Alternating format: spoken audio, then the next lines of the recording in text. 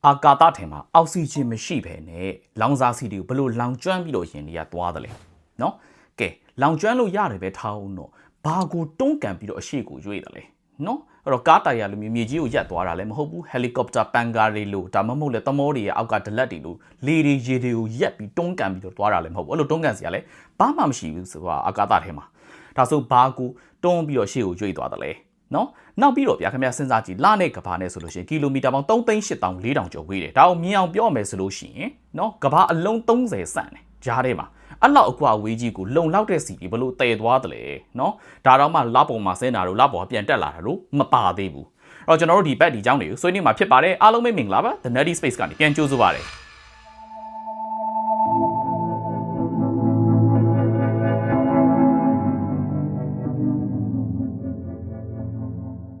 ဟုတ်ပြီအော်ဒီကိစ္စနဲ့ပတ်သက်လို့ရှိရင်တော့ကျွန်တော်တို့နှစ်ပိုင်းခွဲပြီးတော့ပြောရမယ်ပေါ့နော်နံပါတ်1ကတော့ launch ဆိုတာကတော့ဒါရှင်းတယ်ဒီမှာ rockets ကြီးတွေအကုန်လုံးမှာရင်းကိုအပေါ်မှာတင်ပြီးတော့ဟိုးအာကာသထဲကိုခလာမိခိုးတွေတူးနဲ့မြေပြင်ပေါ်ကနေတက်တဲ့အပိုင်းဒါ launch ပေါ့နော်ဒုတိယပိုင်းကကြတော့ဟုတ်ပြီအဲ့ဒီ spacecraft တွေဟာလာရင်းတွေအပေါ်ရောက်သွားပြီဟိုလာအာကာသထဲရောက်သွားပြီအဲ့မှာဟိုကွေ့တီကွေ့လှုပ်ချင်တဲ့အရှိန်တိုးချင်တဲ့အရှိန်လျှော့ချင်တဲ့ဟိုရွှေ့တီရွှေ့ချင်တဲ့ဆက်ပြီးတော့ဘယ်လိုသုံးမလဲဒါအပေါ်ရောက်ပြီးတဲ့အပိုင်းတော့ maneuvering လို့ခေါ်တာပေါ့နော်ရင်ကိုရွှေ့ခြင်း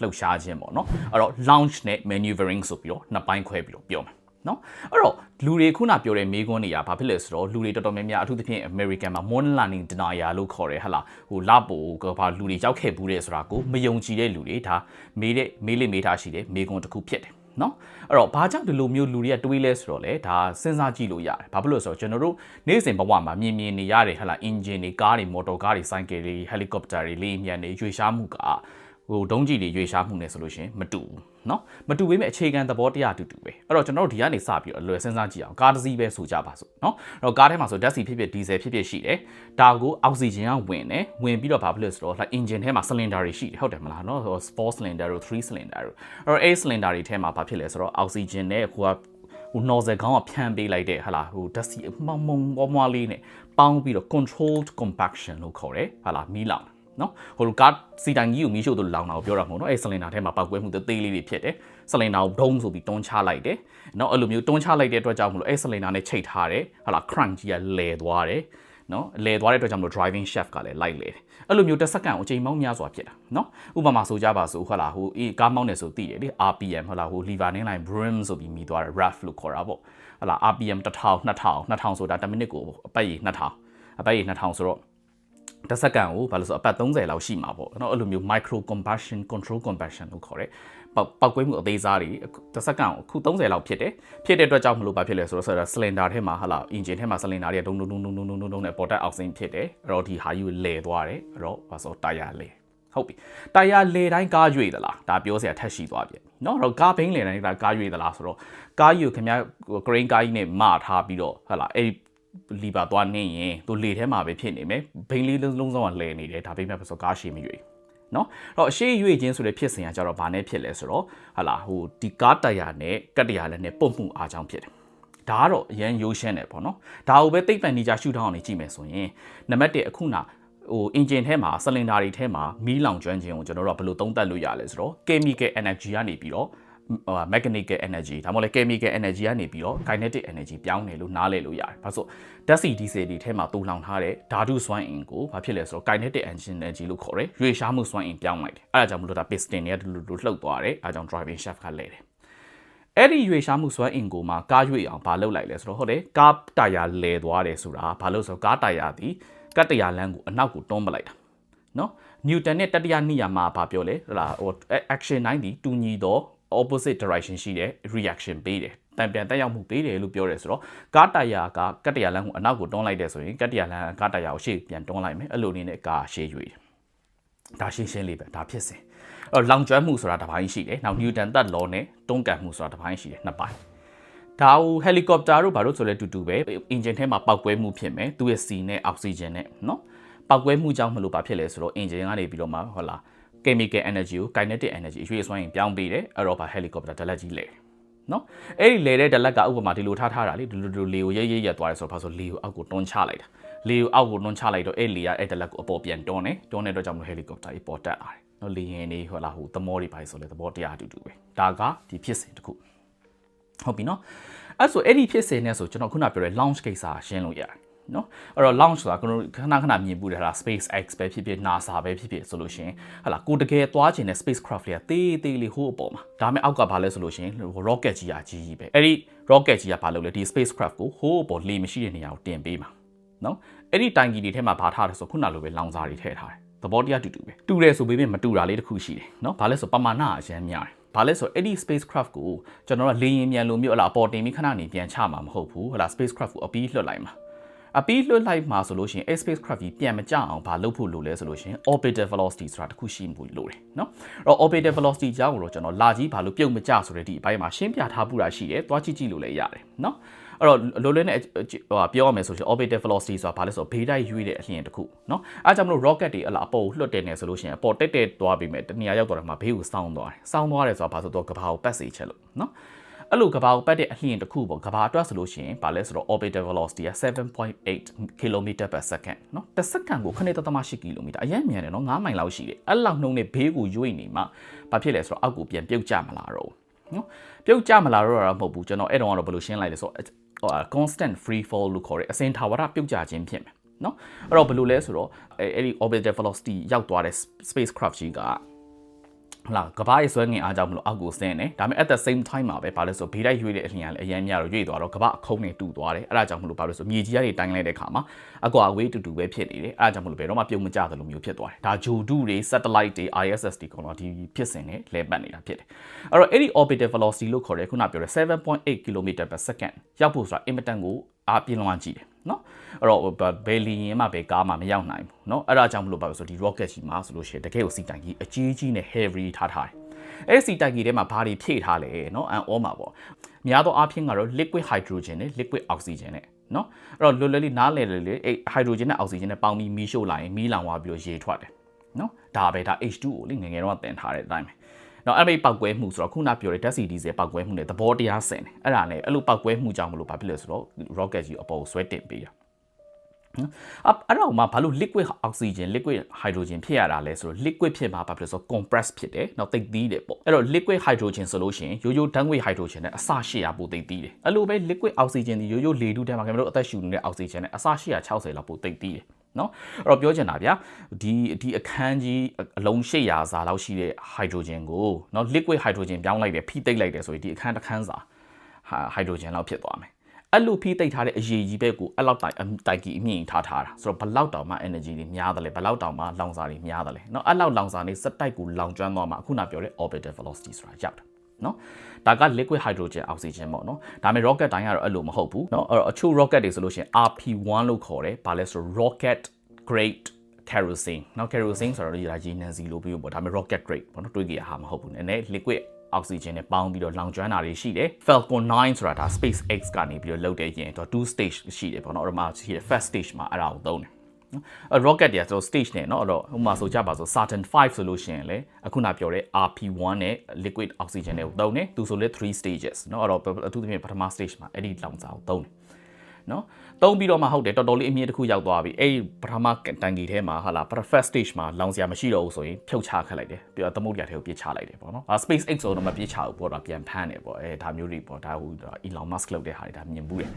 ဒါရှိအဲ့လိုနည်းနဲ့သွားတာဘာလို့ဖို့လဲဆိုတော့ name က orbital velocity ကိုရောက်ဖို့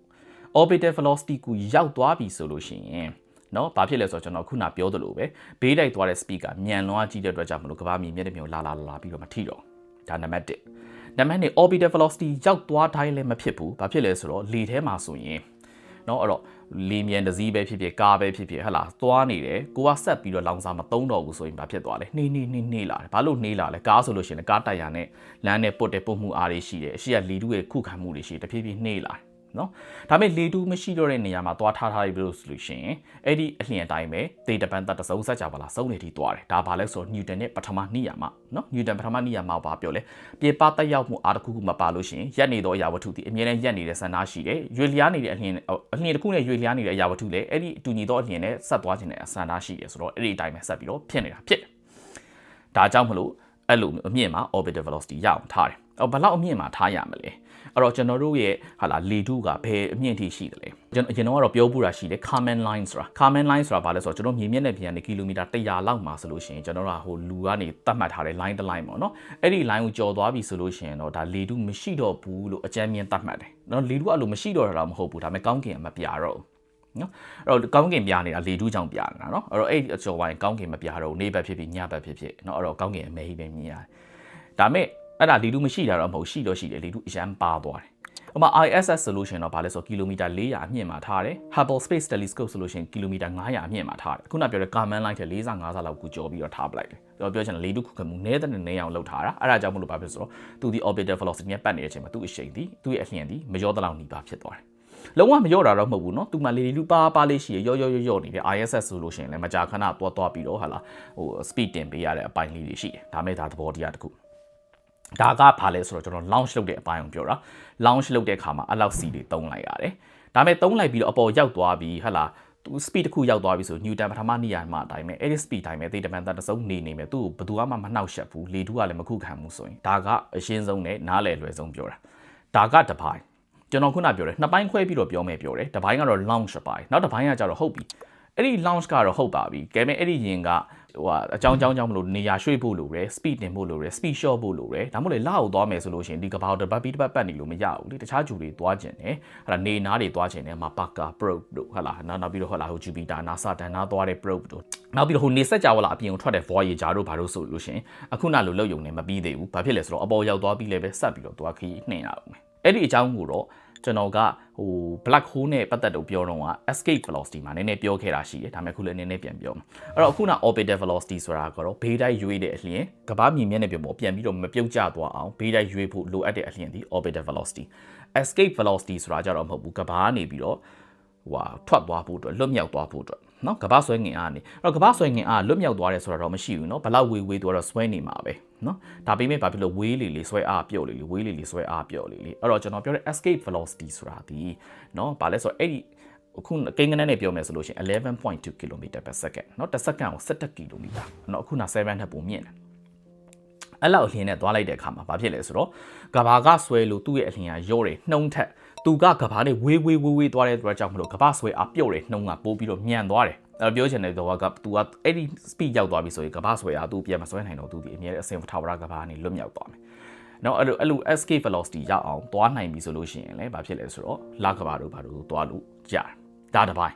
ဒါပေမဲ့အဲ့ဒီ velocity ရအောင်ဘယ်လိုလုပ်လဲအော်တစ်ခါတလေကြာရင်နော်ဒီအောက်က rocket နေနဲ့မလုံလောက်တဲ့အခါမှာဘာဖြစ်လဲဆိုတော့အပေါ်မှာ spacecraft က rocket ကမရှိတော့ဘူးသမုဒ္ဒရာတွေချလိုက်ပြီနော်အဲ့တော့ spacecraft ကပဲသူ့အနေနဲ့သူ့ C ကိုတုံးပြီးတော့ရှေ့ဆက်သွားတယ်ဘိုင်းလေးတွေရှိတယ်နော်အဲ့ဒါဒီနေ့ဆိုရင်မှာတခါတလေကြာရင် spacecraft ကတခြားဂျိုတွေနားကိုကတ်သွားပြီးတော့မှဘာလဲဆိုတော့ gravity assist လို့ခေါ်တဲ့တခြားဂျိုတွေရဲ့ gravity ကိုတုံးချပြီးတော့မှရှေ့ဆက်ပြီးတော့ speed short လောက်ရတဲ့အပိုင်းလေးတွေရှိတယ်နော်အဲ့ဒါကို gravity assist လို့ခေါ်တယ်နော် gravity assist ကိုတော့ကျွန်တော်ဒီနီးရက်နဲ့ဝေးနေတဲ့ဒီဂျိုတစ်စိမ်းအပိုင်းနှစ်မှာပြောပြထားတာရှိတယ်ဒါတော့သွားကြည့်လိုက်ဒီနေ့ကဒီအကြောင်းမပြောဘူးဒီနေ့ကတော့ဘာအကြောင်းပြောမလဲဆိုတော့အဲ့ဒီ spacecraft ကစัจ java လာထဲရောက်သွားပြီးတဲ့အချိန်လေမရှိတော့တဲ့အချိန်မှာဘယ်လိုဆက်ပြီးတော့လောင်ကျွမ်းလဲဘယ်လိုဆက်ပြီးတော့သူကရွေးရှားမှုလုပ်တယ်လဲဆိုတဲ့အကြောင်းပြောမှာဖြစ်ပါတယ်တေချာတာတော့စัจ java လာထဲမှာအောက်ဆီဂျင်မရှိတော့ဘူးเนาะအခုနလိုလောင်ကျွမ်းဖို့နောက်လောင်ကျွမ်းပြီးထားပါဘူးเนาะအခုနလိုမြေကြီးတို့လေတို့ရက်ပြီးတော့ရှေ့တိုးလို့မရတော့ဘူးเนาะအဲ့တော့ဘယ်လိုလုပ်လဲဆိုတော့တကယ်တော့သဘောတရားအတူတူပဲနျူတန်နဲ့တတိယနိယာမဘာဖြစ်လဲဆိုတော့တက်ရောက်မှုတိုင်းမှာတံပြန်တက်ရောက်မှုရှိတယ်လို့ပြောတယ်အဲ့တော့ကျွန်တော်ဟိုအရန်ရှုပ်ချက်ကြီးတွေမပြောတော့ဘူးဟုတ်လားဟိုဆိုကြပါစို့ဒီမှာဘောလုံးတစ်လုံးကိုလေမှုတ်လိုက်တယ်ပူစီပေါင်းလေးကိုနော်ပူဒီမှာလေမှုတ်ထားတဲ့ပူစီပေါင်းလေးပေါ့နော်မျက်စိတွေမြင်အောင်လိုက်နော်ဒီဘက်မှာမချီထားပဲလက်ကလေးနဲ့ဖိထားပြီးတော့မှလက်ကလေးနဲ့ဒီလိုလွှတ်ပေးလိုက်ရင်ကျွန်တော်ကလေးဘောကတော့ဆော့ဘူးလေလေတွေကဒီလိုထွက်သွားတယ်မပူစီပေါင်းဟိုဘက်ကိုထွက်ပြေးသွားတယ်ဒါကနျူတန်နဲ့တတိယနိယာမဘာလို့လေကဒီဘက်ကိုထွက်သွားတဲ့အချိန်မှာဒါဒီဘက်ကိုတွန်းသွားတယ်ဒီလိုပဲเนาะအဲ့ထဲမှာပောက်ကွဲစရာပစ္စည်းတွေထည့်ထားတယ်ဆိုလို့ရှိရင်လည်းပောက်ကွဲလိုက်တဲ့အခါမှာပောက်ကွဲလိုက်တဲ့ဓာတ်ငွေတွေကဒီဘက်ကိုထွက်သွားရင်ရင်ကဟိုဘက်ကိုရွေ့သွားမယ်เนาะအဲ့လိုဖြစ်စဉ်ဖြစ်ဖို့အတွက်ဒီနားမှာလေတို့ရေတို့ကုန်းမြေတို့ရှိစရာမလိုဘူးဒီတိုင်း vacuum highland မြေဖြစ်နေလေကိစ္စမရှိဘူးနျူတန်တတိယနိယာမှာဒီဘက်ကပောက်ကွဲမှုကြောင့်မလို့သူ့ကိုဒီလိုတွန်းသွားပေးတာเนาะအဲ့တော့ပြောချင်တဲ့အဓိပ္ပာယ်ကဘာလဲဆိုတော့ဒီရင်တွေအကုန်လုံးကလေသူတို့ရဲ့လောင်စာဆီတွေကိုအပေါ်မှာဖောက်ခွဲပေးလို့ရတယ်ဒါပေမဲ့အောက်ဆီဂျင်ကတော့မရှိဘူးเนาะအဲ့တော့သူတို့မှာသုံးတဲ့လောင်စာဆီကတစ်မျိုးအဲ့တော့ဘာတွေသုံးလဲဆိုလို့ရှိရင်တဲ့ hypergolic propellant ဆိုတာသုံးတယ် အဲ့ဒါဘာလဲဆိုတော့အောက်မှာတော့အောက်ဆီဂျင်နဲ့ဟိုက်ဒရိုဂျင်နဲ့ပေါင်းပြီးတော့ rocket နဲ့မီးရှို့ပေးတဲ့အချိန်မှာကိုကအောက်ကနေမီးသွားရှို့ပေးရတယ်နော်တူ spark ပေါ့နော်မီးရှို့ပေးလိုက်တော့မှဒါရက်လောင်ပြီးတော့ပေါ်တက်နော်ဟိုပေါ်မှာကျတော့အဲ့လိုမီးရှို့တာမပါတော့ဘူးအောက်ဆီဂျင်လည်းမပါတော့ဘူး hypergolic propellant ဆိုတာဘာလဲဆိုတော့ပစ္စည်းနှစ်ခုအဲ့ဒီပစ္စည်းနှစ်ခုကထိတွေ့လိုက်တာတဲ့တူပောက်ကွဲမှုဖြစ်တယ်နော်အောက်ဆီဂျင်မလို့အောက်ဆီဂျင်မလို့ပဲပောက်ကွဲတာဖြစ်နိုင်ပါမလားဆိုတော့အောက်ဆီဂျင်ဖြစ်ရမယ်လို့တကယ်တော့ဘယ်သူမှမပြောထားအောင်ပောက်ကွဲမှုတိုင်းအောက်ဆီဂျင်ရှိရမှာမဟုတ်ဘူးအဲ့တော့ chemical နှစ်ခုကပေါင်းပြီးတော့နောက်ထပ် chemical တစ်ခုကိုပြောင်းသွားတယ်ပြောင်းသွားတဲ့ချိန်မှာ energy အမြောက်များထွက်သွားတယ်ဆိုရင်ဒါ kinetic energy လို့ခေါ်တဲ့အရွေစွမ်းအင်ဖြစ်သွားတာပဲနော်အဲ့ chemical နှစ်ခုကတစ်ခုကအောက်ဆီဂျင်ဖြစ်လို့လည်းရတယ်မဖြစ်လို့လည်းရတယ်ဒါပေမဲ့အောက်ဆီဂျင်ဖြစ်ခဲ့ရင်တော့ကျွန်တော်တို့အချက်စကားနဲ့ဒါမီးလောင်ခြင်းဆိုပြီးတော့ယူဆတယ်နော်ဒါအဲ့တော့ဟိုမှာအောက်ဆီဂျင်မဟုတ်ဘူးဆိုလို့ရှိရင်တော့မီးလောင်ခြင်းလို့အဓိပ္ပာယ်သတ်မှတ်ခြင်းလည်းရတယ်မသတ်မှတ်ခြင်းလည်းရတယ်ကိစ္စမရှိဘူးဒါပေမဲ့ chemical နှစ်ခုပေါင်းပြီးတော့ reaction ဖြစ်တယ်အဲ့တော့အသုံးများတဲ့ chemical အသုံးများတဲ့အခုနပြောတဲ့ hypergolic propellants တွေကဘာတွေလဲဆိုလို့ရှိရင် monomethyl hydrazine နဲ့ nitrogen tetroxide အဲ့တော့အဲ့ဒီ compound နှစ်ခုထိတွေ့လိုက်တဲ့အချိန်မှာပောက်ကွဲမှုသေစာဖြစ်တယ်ဖြစ်တဲ့ကြောင့်မို့ရှေ့ကိုရွေ့သွားတယ်နော်ရွေ့သွားတယ်ဆိုတော့အနောက်မှာသွားဖောက်ခွဲရမှာပေါ့အဲ့ဒါမှရှေ့ရွေ့တာပေါ့ဒါအလွယ်ပြောတာနော် over simplification ပေါ့နော်အရင်ရှင်းနေအောင်ပြောပလိုက်တာအဲ့တော့ဒါပေမဲ့အဲ့ဒါဆိုရင်လအထိရောက်ဖို့ဆိုရင်လောင်စာအများကြီးတည်ရမှာမဟုတ်ဆိုတော့မဟုတ်ဘူးနော်အဲ့ဒါလည်းဗာလဲဆိုတော့ Newton နဲ့ပထမနေရာမှာကိုစဉ်းစားကြည့်လိုက်ဟုတ်လားပြင်ပနှောက်ယှက်မှုမပါရင်ရွေ့နေတဲ့အရာဝတ္ထုကသူ့ရဲ့တူညီတဲ့အလျင်နဲ့ပဲတေးတဲ့ဆုံးစัจ java လာဆုံးနေဒီရွေ့မှာအဲ့ဒါကိုနည်းနည်းလေးဖောက်ခွဲမှုမစိုးစက်လောက်လေးလုပ်ပေးလိုက်ဗာလဲ speed လေးနည်းနည်းလေးတက်သွားတယ်စက်မဖောက်ခွဲတော့ရတယ်အဲ့တက်နေတဲ့ speed တိုင်းပဲတေးတဲ့တက်ဆုံးသွားမှာနည်းနည်းလေးထပ်ဖောက်ခွဲလိုက်နောက်တဲ့ speed တက်သွားတယ်ပြီးရင်ရက်လိုက်အဲ့ဒီတိုင်းပဲဆက်သွားမှာတော့ကားလိုမျိုးဇက်တိုက်ဘုံဘုံနဲ့ဟို engine run ပြီးတော့ဖောက်ခွဲနေစရာမလိုဘူးဘာဖြစ်လို့လဲသူ့ကိုအရှိန်လျှော့ပေးမယ်ဟာဘာမှမရှိဘူးလေတုခုခံမှုမရှိဘူးအောက်ကကားတိုက်ရလို့ pot friction မရှိအဲ့ဒါဆိုရင်ဟုတ်ပြီလုံးဝမလိုတော့ဘူးလားဆိုတော့အဲ့ဒီလိုဖောက်ခွဲမှုကဘယ်လိုနေရာတွေမှာလိုလဲဆိုလို့ရှင်ဟလာ vehicles တွေကိုဟလာလမ်းကြောင်းလေးနည်းနည်းလွဲသွားလို့ဟလာ micro adjustment လို့ခေါ်တယ်နည်းနည်းလေးချိန်တာပေါ့အနေအမြင့်ချိန်တာ direction ချိန်တာအဲ့လိုမျိုးလုပ်တဲ့နေရာလေးတွေမှာသုံးတယ်နော် speed လိုတဲ့ချိန်မှာလည်းနည်းနည်းပါးပါးဖောက်ခွဲပြီးတော့သုံးတယ်နော်ကျွန်တော်ခုနပြောသလိုပဲနည်းနည်းဖောက်ခွဲလိုက်တဲ့ speed တက်သွားတယ်ဆက်ဖောက်ခွဲစရာမလိုအဲ့ဒီတက်ထားတဲ့ speed တိုင်းဆက်သွားတာဆိုတော့အများကြီးမလိုဒါမဲ့မဟုတ်ဘူးအဲ့ဒါမှမလုံလောက်ဘူးဟလာအများကြီးလိုနေသေးတယ်ဆိုရင်ဘာလုပ်လဲဆိုတော့ gravity assist ဆိုတာသုံးတယ်အဲ့ဒါကြတော့ကြိုတွက်ပြီးတော့တခြားဂျူတွေနားနေမှာဒီလိုပတ်ပြီးတော့ sling shot လုပ်ပြီးတော့သွားတာဒါကတော့အဲ့ဒီ episode မှာပြောထားဆိုဒီမှာပြန်မပြောတော့ဒါ gravity assist အဲ့တော့အဲ့လို speed မြင့်ဖို့အတွက်ပဲလောင်စာသုံးရတာမဟုတ်ဘူး speed short ဖို့ဆိုလဲလောင်စာလိုတယ်နော်ဘာဖြစ်လို့လဲဆိုတော့စဉ်းစားကြည့်ခုန Newton ပထမနေရာမှာအတိုင်းပဲဘာဖြစ်လို့ဆိုရင်ရွေရှားနေတဲ့ရာဝတ္ထုကအဲ့အလျင်တိုင်းအမြဲတမ်းရွေရှားကျင်နေတာနော်အဲ့ဒါကိုကရှော့ကျင်နေဆိုလို့ရှိရင်လေအခုနလိုပဲဖောက်ခွဲမှုလုပ်ပေးရမယ်ဒါပေမဲ့ rocket လေးကိုပြောင်းပြန်လုပ်ပြီးတော့လုပ်လိုက်ပါဒါဆို speed ကျော်သွားတယ်အဲ့တော့လကဘာကိုဘယ်လိုရောက်လဲဆိုရင်လကဘာရောက်ဖို့စီဒီဘယ်လောက်အများကြီးတင်သွားလဲဆိုတော့ဒီအောက်ကတည်းကသာလိုအပ်တဲ့အလျင်တစ်ခုရအောင်လုပ်သွားပြီးပြီဆိုလို့ရှိရင်လမ်းမှာအလျင်တိတ်မလိုဘူးလမ်းမှာဟိုလောင်စာတိတ်မလိုဘူးเนาะနည်းနည်းလေး speed တင်ခြင်းနည်းနည်းလေးဖောက်ခွဲပေးလိုက်ဒါပေမဲ့ဖောက်ခွဲမှုရက်လိုက်လေအဲ့တင်ထားတဲ့ speed တိုင်းဆက်သွားနေတာမလိုအပ်တာတခုပဲလာနာရောက်တဲ့အချိန်မှာเนาะလာမျက်နှာပြင်ပေါ်လာပြီးတော့ဝင်မရိုက်သွားအောင်အလျင်ပြန်လျှော့ရမယ်အဲ့ဒီချိန်မှာတော့စီပြန်လိုတယ်အဲဒီလိုမျိုးပေါ့เนาะတော့လောင်စာတွေတည်သွားတာမှန်တယ်ဒါပေမဲ့အခုနပြောသလိုဇက်တိုက်ကြီးမောင်းနေတာမဟုတ်ဘူးအဲအကြောင်းကီလိုမီတာ3,800,000ပဲဖြစ်ဖြစ်3,800,000ပဲဖြစ်ဖြစ် it is irrelevant မဆိုင်ဟုတ်ပြီနော်အဲ့ဒီကတော့ရနောက်တစ်ခုအဲ့ဒါဆိုကျွန်တော် Newton ပထမနေရာမှာလည်းပြောတယ်တတိယနေရာမှာလည်းပြောဒုတိယနေရာမှာမပြောဆိုတော့တိတ်တော့မဆိုင်ဘူးဒါပေမဲ့ပြောလို့ရတယ်အဲ့တော့ဥပမာခုနဖောက်ခွဲမှုတွေမှာအဲ့တော့ဖောက်ခွဲမှုလောက်တာချင်းတူဟုတ်လားအဲ့တော့ဟိုဥပမာဆိုကြပါစို့เนาะတဒန်4ချိန်ရှိတဲ့ spacecraft နဲ့5ထန်ရှိတဲ့4ချိန်ရှိတဲ့ spacecraft နဲ့เนาะရှင်လိုက်ဖောက်ခွဲမှုလောက်တာချင်းတူရှေ့တွန်းအားချင်းတူဆိုလို့ရှိရင်တဒန်4ချိန်ရှိတဲ့ spacecraft ကအလျင်တက်တာပိုများမယ်